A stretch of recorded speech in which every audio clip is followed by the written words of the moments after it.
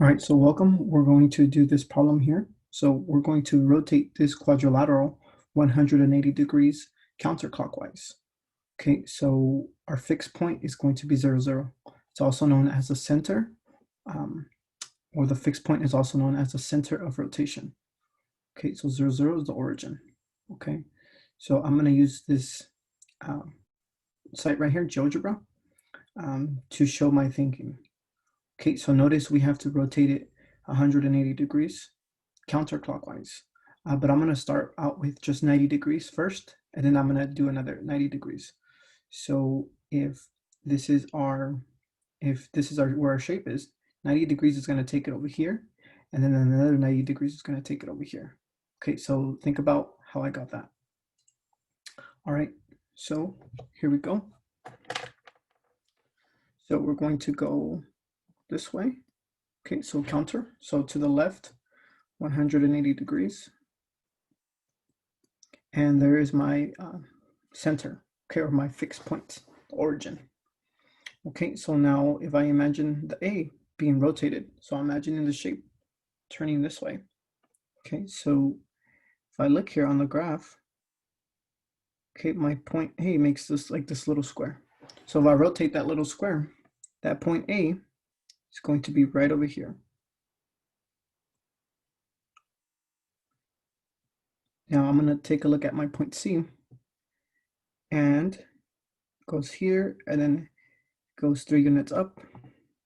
And if you notice, it makes, again, a square, 3 by 3 square. So if I twist that square around like this, and I draw it out here, this is going to be my 3 by 3 square. Okay, so my point C is going to be down here. And we notice it's going to be right there. That's where my C is going to be. Now, let's take a look at our B point. So if I go here 1 to the left, and then I go 1, 2, 3 units, okay, it makes this rectangle. It's a 1 by 3 rectangle. So now, if I rotate it like this, okay, notice that my A, okay, my A is here, and then my C was here. Now, if I do the same for B, if I go 1 to the left, and then 3 down, 3 units down, I notice that it's below the A and next to the C.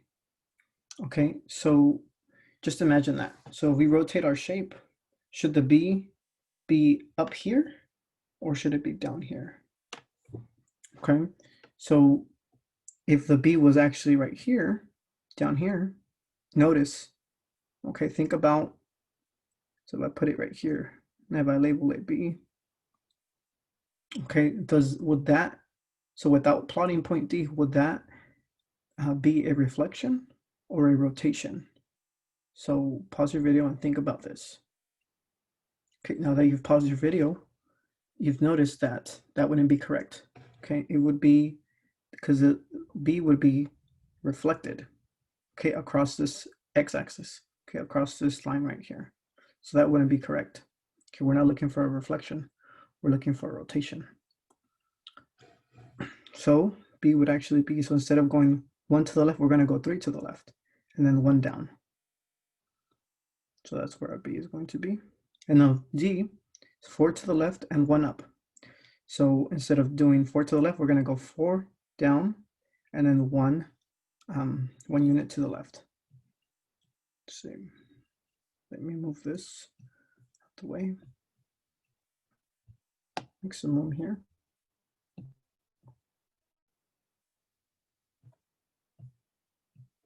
Okay, so our D is going to be right over here.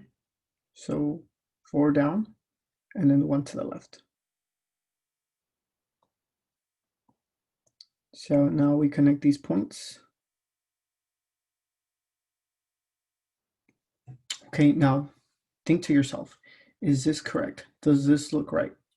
Okay, if you can imagine rotating this shape, okay, this polygon, counterclockwise 90 degrees, would it look exactly like this shape here? Okay, so that's something to think about. Now I'm going to rotate it again 90 degrees. counterclockwise. So if I do 2 rotations that are each 90 degrees, I'm going to get to 180. So our shape is going to be right over here. So I'm going to do the same thing that I did for A. It was made this little square here. So now if I can imagine moving this, rotating this square 90 degrees, it's going to make this little square here. This is where A is going to be. Now I'm going to do C, this 3 by 3 square. I'm going to go right 3 and then down 3. Okay, so it's going to be right here. Now think about why I chose points A and C first rather than B and D. So think about that. Now I'm going to look at my B. So so it's going 3 to the left and then 1 down.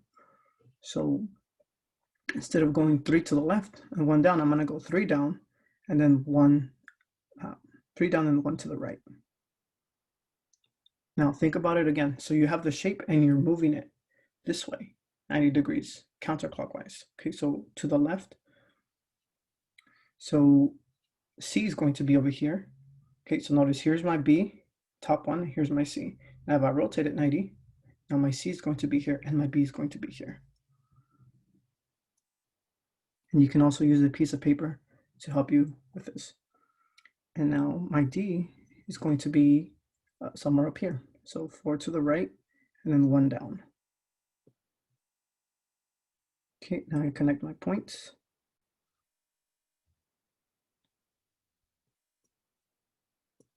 So this is where my shape was. Now by rotating it 180 degrees counterclockwise, so to the left, using this point here, I got this, okay? Now if you really want to be specific, you can actually call these primes. So this is what happens after the transformation. So you can think of these letters as just before, and then these with the primes after, okay? Now we're going to check our answer. So our A was right over here in the 1, 1. If I go back here, our C was at the 3, 3 spot. Our D was at the 4, 1 spot. 4 to the right and then 1 down. And then our B was 1 to the right and then 3 down. Okay, so let's draw it. Let's see if we got this. Excellent. So we used our reasoning, logical reasoning, to get the solution. Okay, so we didn't do any guessing. It was all logical. Okay, so great job if you follow through.